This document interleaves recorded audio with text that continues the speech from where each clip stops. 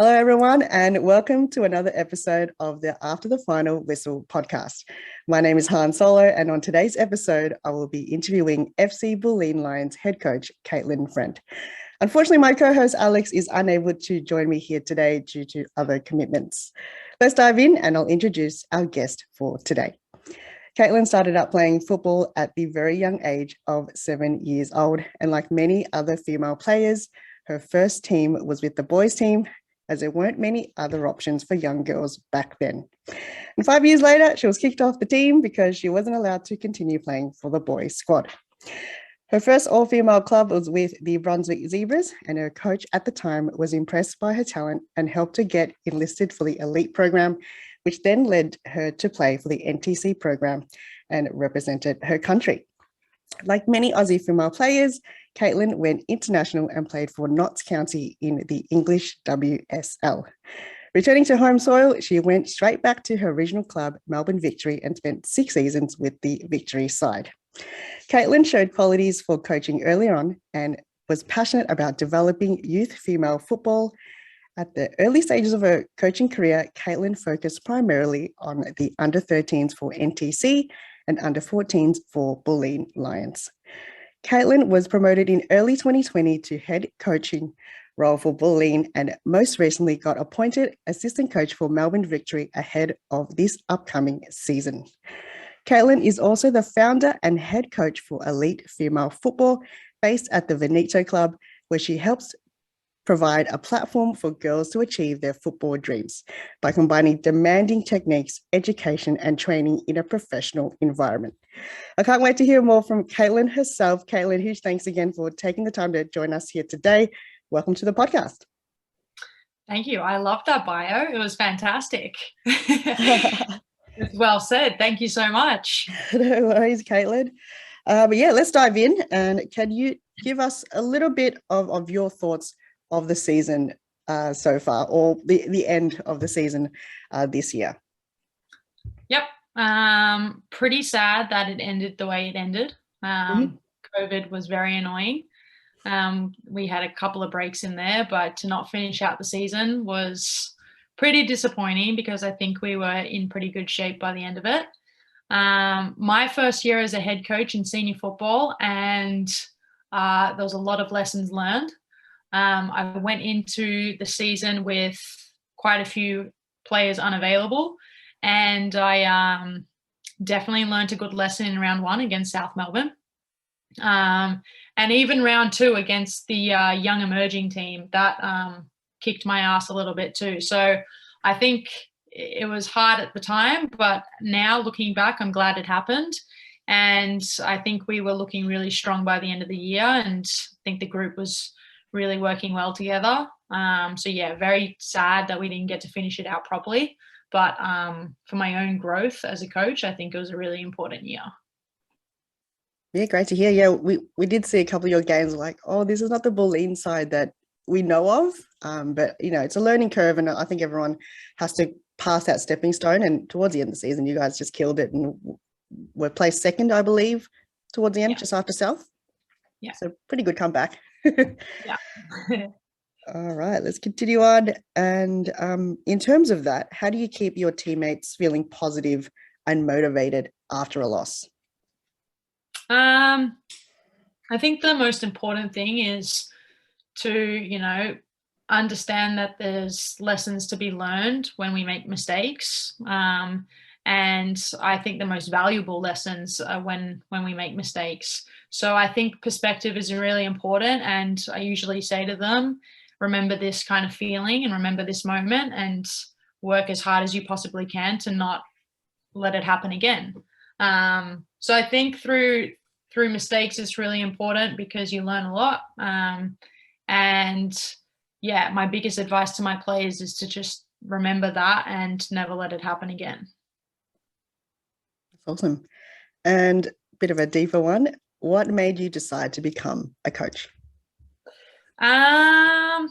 Well, as a footballer, I understood the game very well. And I thought that I had a great idea of, where to position myself and what to do to get the ball, and I understood tactics pretty well, but I was always pretty unfit and I was always very slow.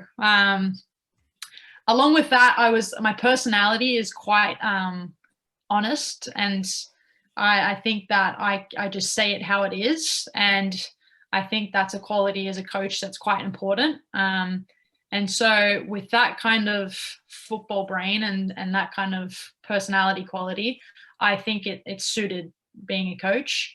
And I wasn't fit and wasn't quick, so I was kind of struggling as a player a little bit.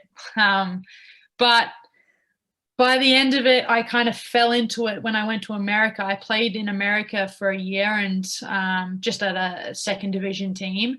And I coached a under 12 team just to kind of bypass the time.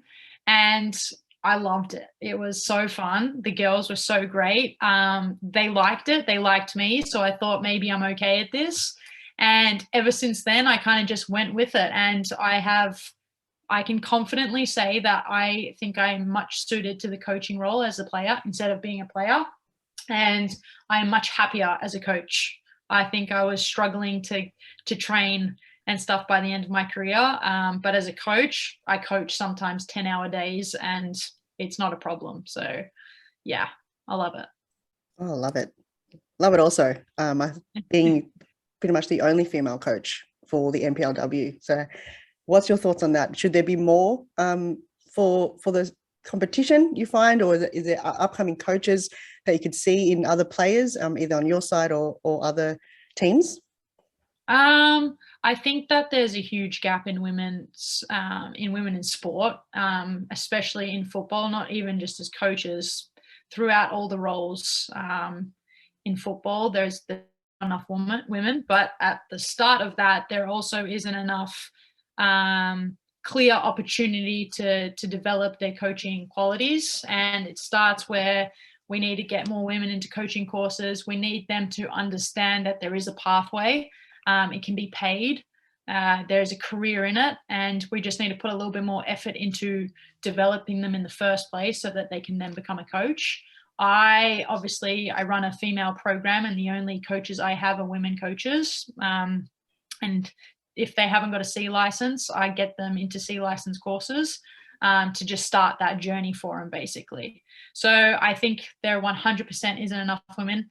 We need to start from the start where we need to develop them, and hopefully we need to actively push in that sort of way as well. I know Kat Smith is an NPL coach, and she does a fantastic job, and she really cares. So me and her, we're trying to push boundaries. Yep. Let's push it. Let's keep pushing it. Absolutely. Nice. Back to coaching. What do you think are the qualities that a football coach needs to be or needs to have to be successful? My opinion, everyone has their own opinion, and there's lots of successful coaches that aren't what I'm about to say, but I think the most important thing is they need to be able to communicate with their players. They need to be able to have a relationship with their players so that they feel comfortable talking to them, that they can get the best out of that player. And I think to do that, they need to have a relationship with them that works. So many times as a player, I felt like I couldn't ever talk to my coach. I didn't relate to them. They were never on my level, and they could never relate that way. And I found it really difficult. The moment I was comfortable and I felt passionate about winning for my coach, I played my best football. So I kind of make sure that as a coach, I do that. I also think it's really important to understand the game, to have played it at different levels. You don't need to be a professional footballer, but you need to have experienced different types of football. And I think that's really important. And then the last one I would say, and it's something I've learned, is that you just have to be extremely honest. And there are a lot of conversations that suck and you don't want to have them. And you know the player you're talking to doesn't want to hear it, but they need to hear it. And in hindsight, they wish they heard it. And so I think if you just can have an honest conversation and maintain that value, it's really important. Yeah, awesome. All right. moving on, in your training, can you describe to us what a typical practice session looks like? A typical practice session. Okay. I am a very technical coach. I obviously run my own junior academy, and all those sessions and programs are based around technical. So my session, we would always involve a technical element to the drill, whether it's a passing drill, whether it's a ball mastery drill. It's just super technical. I think the modern game, well, the way I play football requires players to be technically sound. So I make sure I do it in every session. I'm also a big believer in small possession games like little rondos, and adding that technicality into them. And then I always have competitive games at the end, whether it's a 10v10. I might have a more structured drill where it's a bit more tactical, but I think competition in women's football is lacking at times. And I think that if you can train like it is a final every single session, then you'll get competitive players that are willing to put their bodies on the line. So yeah, a technical part, a rondo, and a competitive game. Perfect. And what would be the biggest challenge that you foresee in a coaching role? Or a challenge, not the biggest, just probably a challenge. Besides, I think, yeah, go ahead. I think that for me, the biggest challenge for me right now as a coach, not so much in the role as a coach, is the fact that I have just transitioned into being a coach in senior football, and a lot of the players I coach were my teammates, and some of them are actually my good friends. And to be able to balance that position in terms of having a friend and also being their coach, it can be quite difficult. And it's quite difficult for both parties not to take things personally.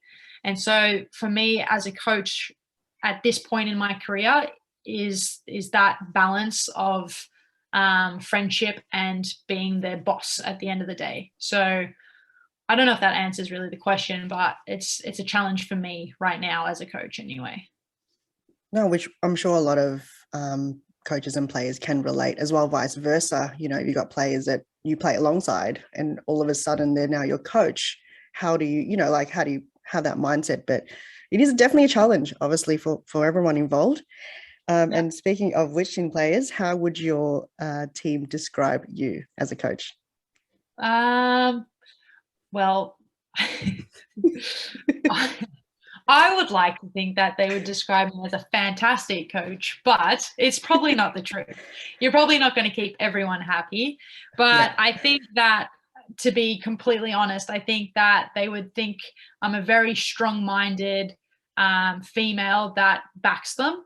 And I feel like they know that I would go to the edge of the earth for them in terms of, you know, driving the female side of the club, to give them everything I can to make it a professional environment, and that I put in every minute of the day for them. And if they needed me at any time during the day, I'd be there for them. So I think they can rely on me.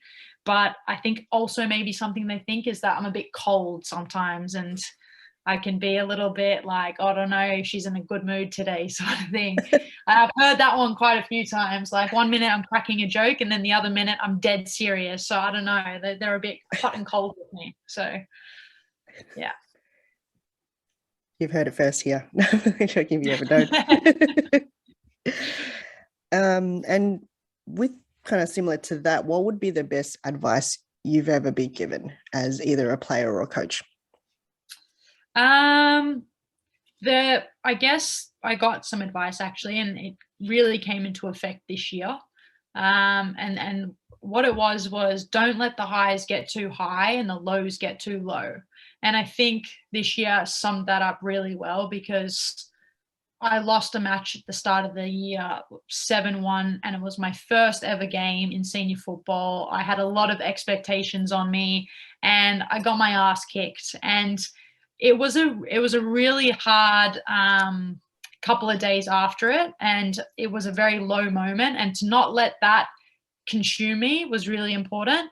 And then on the other end of that, when we were undefeated for like 8 matches and we were playing fantastic and everything was great, I can't, again, let the highs get too high, because you got to keep yourself humble and focus on what's ahead of you. So that for me this year was a game changer. And I actually have it written on my wall, that quote, because it was helpful this year for sure. That's awesome. And speaking of highs, what would be your greatest achievement that you've got, either as both a coach and a player?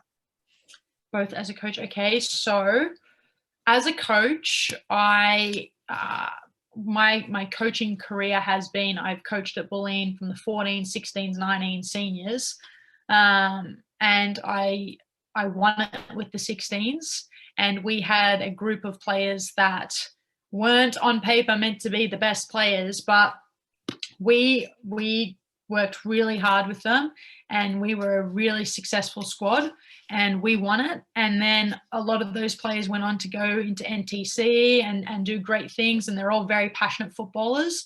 And that whole year is definitely my biggest achievement as a coach.